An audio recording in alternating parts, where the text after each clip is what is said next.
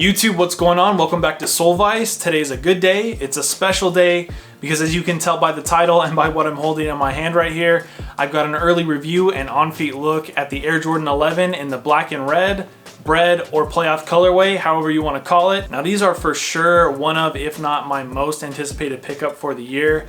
I've been impatiently waiting for them to drop since we first heard that they were going to be coming in the holidays last year. So I've just been kind of waiting for them, and I finally got a pair. I was able to hit on that shock drop on the sneakers app. I'm usually terrible at hitting on those shock drops. I'm pretty much terrible at hitting on the sneakers app in general, but I've had really good luck lately. So I'm super thankful for that. I'm glad that I get to bring these a little bit early to you guys. That way you actually get to hear what I think about them before they officially drop, so you can know about them before you pick a pair up for yourself. And I'm not just stoked on these because they're Bred 11s. Obviously, Bred 11s are amazing, but they really went out of their way to try and get these close to the OG pairs from 1996. So I'm really appreciative of that. OG colorways are my thing. Like, I love my Travis Scott 6s, do not get me wrong. And that W felt like pretty substantial, more substantial than catching the W on these or anything else this year, just because of how limited they are and how many people wanted them. And I was really stoked for them too. But really, if you're gonna ask me, the pairs this year that really stand out to me are the OG colorways. These black cement 4s, infrared 6s, like, it's just been a really good year for that. Black and red everything in my opinion, and we've got Nike Air, and it's like, it's all good, right? We're getting OG treatment or close to it on these retros, and so that's what I'm really excited about. And specifically right now, I'm super stoked on these Bred 11s, and again, just how close they were able to get to the OGs. So let's go ahead and get into the review, and of course, along the way, you know you're gonna be getting 4K buttery smooth on-feet footage, and I'm gonna go ahead and give you some of the differences and some of the similarities between these and some of the past releases of the Bred 11. So real quick, before we get any further on these Bred 11s, we're gonna get right back to them, I promise. I'm not gonna be long, but I'm trying to give away some Jordans. Yeah, I'm trying to give these away, like, for free, like, not for retail, not for under retail, for free. Now, I know they're Inspire 5s, they weren't like the hottest commodity when they dropped, so you might be out there like, oh, I don't want Inspire 5s, but worst case scenario, you sell these for like 120, 150 bucks, and then you buy whatever you want. Put that money toward a Grail, put that money toward, I don't know, buying your grandma a present for Christmas, whatever you want to do. They're free Jordans. So I actually do like these a lot. The colorway just doesn't really go with a lot of what I wear. So instead of having these like sit up here in the collection and collect dust until the one day that I finally break these out, I'd like to give them away for Christmas to one of my subscribers because I really appreciate you guys a lot. There's not a lot of you yet, but this channel is growing, and all that you have to do to enter is subscribe to the channel. Down in the comments on this video, you can let me know that you've subscribed, that you want to be entered for the contest to win these. And then I've got some rules to get additional entries.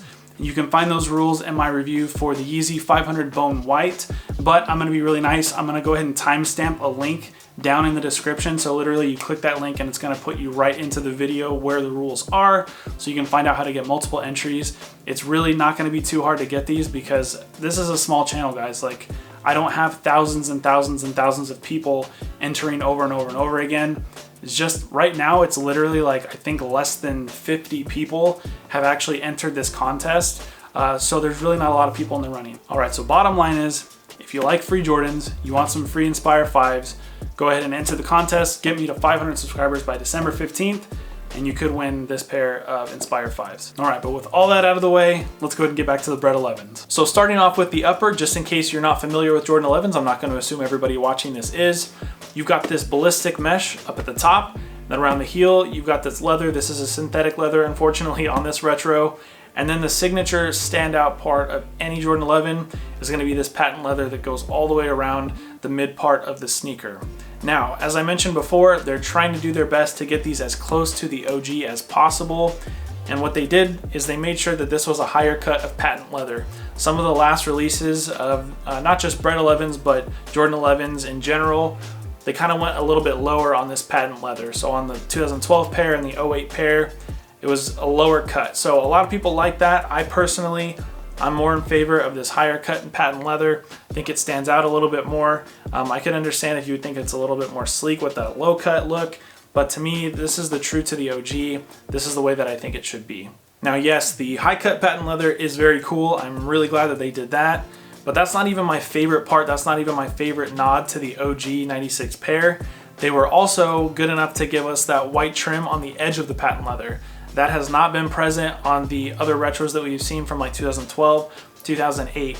I think that really gives a nice contrast and just kind of like a really nice callback to that old 90s kind of style that we saw on the old sneakers. They haven't even done that on all the sneakers from this year. So like the infrared 6s or the black cement 4s, they didn't give us that treatment. So I'm really, really glad that they even took that extra step to give us the white edge on the patent leather. So for the patent leather, that's kind of like the things that were true to the OG. The one difference I've heard between these and the 96 pair is the leather itself is not quite as thick, which could be a pro or a con. That really thick patent leather I've heard was pretty uncomfortable. I didn't have a pair and I don't have a pair, so I can't confirm that. But from what I've heard, just because it was so thick, when it would start to crease, because that is just kind of something that you have to expect with this patent leather, is it's going to crease, but when it did, it would kind of dig into your feet and it wasn't a good feeling. So that could either be a pro or a con for you. For me, I'd rather have a more comfortable pair of sneakers as long as it looks good. Now, while we're down here talking about the patent leather, I do need to mention that quality control on these is actually way, way better than I was expecting. There's reportedly 2 million pairs of these going around, so like the GR of all GRs, like insane amounts of pairs. So these are super mass produced, and usually when you see that, you see glue stains everywhere. Things aren't like cut right. You see like crooked panels and things like that. These are actually really, really nice. There's like little micro scratches on the patent leather, which this is a really, really glossy material. So I kind of expected that, and I'm kind of okay with it because you really can't tell unless you like basically have a freaking microscope up to them. So that's okay. I really only saw one glue stain, and I was able to kind of like rub it off with my shirt. So overall, I'm really, really pleased with the fact that these are not just like covered in glue and like really sloppily put together. Just thinking about the fact that there's 2 million pairs of these made apparently, I think they actually came out really nice. Now moving up onto the mesh, from what I've heard, this is pretty close to the OG. It's not exactly the same, but in my opinion, the mesh isn't really that big of a deal. As long as it's ballistic mesh, as long as it's a decent quality, which from what I can tell this is, it's nice and thick. The tongue has a decent amount of padding on it. I think the ballistic mesh looks really good on these, so nothing to complain about there. Now another signature detail of the Jordan 11 is going to be this tag right here under the third eyelet. So a lot of people don't really know what this says because it looks kind of funky, but it actually says Jumpman Jordan. You just have to turn it on its side to read it. The letters are just kind of like sideways and elongated, so it looks weird if you're looking at it straight on. So you have to kind of turn it to the side so you know what it says. Now, as far as how close this is to the OG, from what I've seen, it's really close. The biggest difference is just the Jumpman there in the center is pretty skinny on the 2019 version compared to the 96. So the laces in the Air Jordan 11 are these thick rope laces. They're very thick compared to something like a Yeezy 350 V2 or something like that. They're supposed to mimic the rope that you would see in a basketball basket, the net there. So really thick. It has that same kind of pattern that you would see in the rope there. I think that's such a cool touch. And from what I've heard, these are a little bit thinner than the 96 pair, but still very thick. I really don't think it's a huge difference, and I really, really like the laces on the Jordan 11. Now the tongue on these is done in the same ballistic mesh that covers the rest of the upper here. And to me, the tongue on a Jordan 11 is kind of like the least interesting part, I guess. All you've got going is that tag under the eyelets. But I feel like most other Air Jordans, you've got something kind of like interesting or special about the tongue. Like obviously on the Jordan 6, you've got those two holes that kind of help you when you're putting your foot in the shoe, and obviously it's just got like a really cool look to it. But on the 11, it's just kind of boring, which I think is forgivable considering how like just incredible the rest of the sneaker is. But you do have this tag on the back side of the tongue. The tag reads "Quality Basketball Products, inspired by the greatest player ever." It's got a little Jumpman behind the lettering, so just in case you forgot you were wearing shoes that were made for Michael Jordan, that tag's there to remind you. And then moving a little bit further back on the heel, again, you do have this synthetic leather panel. Yes, it is synthetic leather, but again, when they're mass producing 2 million pairs of these, I kind of get why we got synthetic leather. Yes, of course, it would be nice to have the authentic stuff, but I mean, for synthetic leather, it's not great, it's not terrible, it's just kind of whatever. But on the plus side of that, the Jumpman that we have here is embroidered very nicely. The Jumpman looks fine. There's no like butt crack. He doesn't have a big old beer belly like we saw on some other pairs. Now the Jumpman here is actually another one of the OG details. So you can see on these, the Jumpman is facing the toe. That's the same as the 96 pair. But a couple of times that these retroed, on one side, the Jumpman was facing toward the front. On the other side, he was facing toward the back. So that's another thing that I really appreciate that they did right. So moving to the back of the shoe on the heel, you've got this 23 and it is screen printed. Unfortunately, it's not stitched. It would have been nice to get stitching back here. I know that's not an OG detail, but obviously with this screen print here, it's eventually gonna wear off. So having it stitched would be kind of a nice detail so that you don't have to worry about that. Now I've heard that on like the 2012 pair and the 2008 pair, maybe on the 2001 pair as well, it wasn't screen printed, it was heat pressed. So those pretty much rubbed off like instantly. So it's nice that it's at least screen printed, so it shouldn't be something that needs to be worried about too soon. But another thing that I noticed when I was comparing this to older pairs is the 23 here is a little bit like smushed. It's not quite as tall, and it's also a little bit moved down. The other pair is a little bit higher, wasn't quite as smushed, it was a little bit bigger. So I kind of prefer the older style 23 as compared to the 2019. But it doesn't look horrible. We got a 23. I think I would prefer that to a 45 like we got on the Concords last year. So yeah, it could have been a better print. And it could have been a little bit bigger, but not terrible. I think they did okay with that. So down to the midsole, we've got this Phylon kind of foam rubber midsole here. Now this does crease very easily, so if you're somebody who's worried about that, keep that in mind. I'm not too worried about it, but I noticed like right away, I tried these on just to see how they fit. I haven't walked anywhere in these, and I noticed this crease afterwards, so I don't know if they came out of the box with this crease on the inside or if literally just stepping in them to try them on did that. I'm not sure, but you can just tell already that this kind of creases up pretty easily.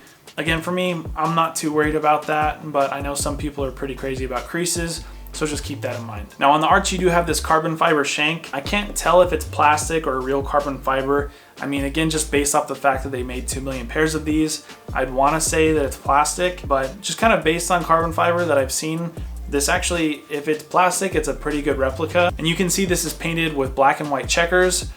This is actually another callback to the OG 96 pair. So the 96 pair, the 2019 pair, it's black and white. In between then, those retros have all been black and gray. So a lot of people are saying this looks fake. This is actually another callback to the OG 96 pair. I kind of like it just because, again, it's true to the OG. The black and gray is a little bit more, I guess, real carbon fiber looking, but I just think this looks cool because it doesn't look like your average carbon fiber.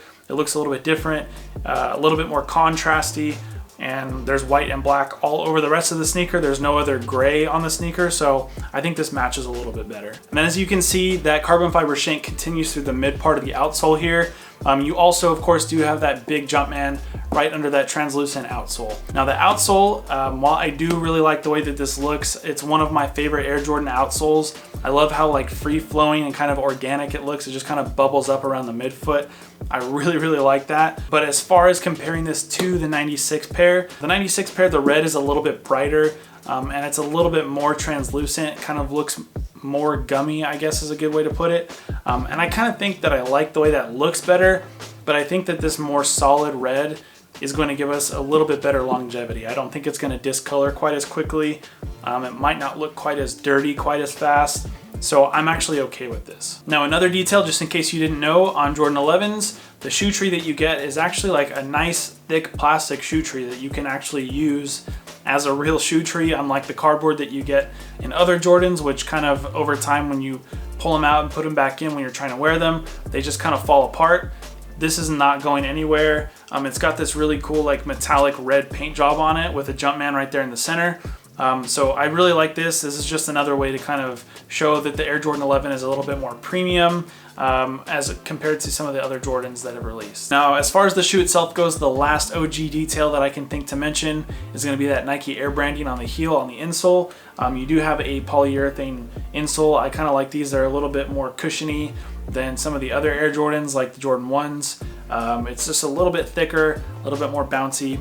And I think it makes it a little bit more comfortable. Now, speaking of comfortable, as far as I can tell, I haven't done a lot of walking in these, and this is my first pair of Jordan 11s, full disclosure. So as far as I can tell, these are not going to be the most comfortable Jordans that I have. They seem a little bit stiff. I don't know, maybe these break in over time, but just from the little bit of time that I had them on my feet trying them on, they definitely didn't feel very comfortable. And then as far as sizing on these goes, I went true to size, and they seem to fit fine. If you're somebody who likes a little bit of room in the toe, you might want to go a half size up. But for me, true to size is the way to go. Might be a little bit different for you. So if you can, if you have somewhere that you can go to try on another pair of Jordan 11s, maybe there's a pair right now at Foot Locker or something like that of a different pair. These are gonna fit like any other Air Jordan 11. But again, for me, that's true to size. But for you, it could be something else. Now, they didn't just stop with the sneaker as far as OG touches. They actually went with the OG box that these were shipping in back in '96. Now, it's a little bit different because in '96, depending on when you bought them, if it was an earlier production pair or a later production pair, you may have gotten a different box, but the later pairs, this is the box that it came in. So some people were kind of mad that they didn't get the pull-out boxes, but for me, anything that's close to the OG usually is what I'm gonna go for. So I'm glad that they went with this clamshell style box. You've got a black base box here at the bottom, and then up on the lid on the front, you've got Just Do It branding. You've got a big Nike swoosh up on the top on this kind of plain cardboard color. On the back, you've got more black, and it reads engineered and built to the exact specifications of championship athletes from around the world. So it just gives you another idea that these are a premium sneaker. Now inside the box, you get this kind of like trash bag type paper that we get on most other Air Jordans, as well as a couple of quality control stamps. And then you get this card on the inside as well that reads Air Jordan 11. The Air Jordan 11 is one of the most iconic silhouettes in the history of sneakers. This season, Jordan Brand celebrates this model by delivering detailed craftsmanship, honoring MJ's first Triple Crown run. League MVP, All-Star MVP, Finals MVP. This instant classic will leave you saying, it's gotta be the shoes. So obviously there's a ton of history behind the Air Jordan 11. They just wanted to make sure to kind of put that final cherry on the top, just to kind of reiterate how special these are, and go out of their way to kind of explain they wanted to do these right, and I think they knocked it out of the park with these. Now before I go any further, I need to give a huge shout out to MJO23Dan. If you haven't checked his channel out, do that immediately. Okay, maybe not immediately, go ahead and finish my video, but seriously, his channel is fantastic. He's been around this a lot longer than I have. So like all the information that I gave you as far as like this pair compared to the 96 and the other retros, I got most of it from him. He's extremely knowledgeable. He got the 96 pair when they first came out. I haven't been around them nearly that long. So if you're interested, he's got like a 38-minute video comparing these like in real time to all the other retros as well as the 96 pair. And it's extremely important for people like me who are new to this to have people that have that much passion about these sneakers and about this hobby to give us that information. So I can't say enough how much I appreciate somebody like that. Definitely go check that channel out. And then in the comments, let me know, were you able to cop a pair of these on the shock drop? Do you plan on picking up a pair on December 14th? And if so, I guess really the question is not if you plan on picking them up, but how many pairs, because these are incredible. I have not heard one person say that they're not excited about these. So yeah, let me know what you think. And then like always, if you haven't already, make sure to subscribe to the channel, hit the notification bell, that way you're notified when I post more videos like this. If you like the on-feet look that I gave you at the Bred 11s in 4K, smash that like button. You guys have a happy Thanksgiving. I'll see you in the next one. Later.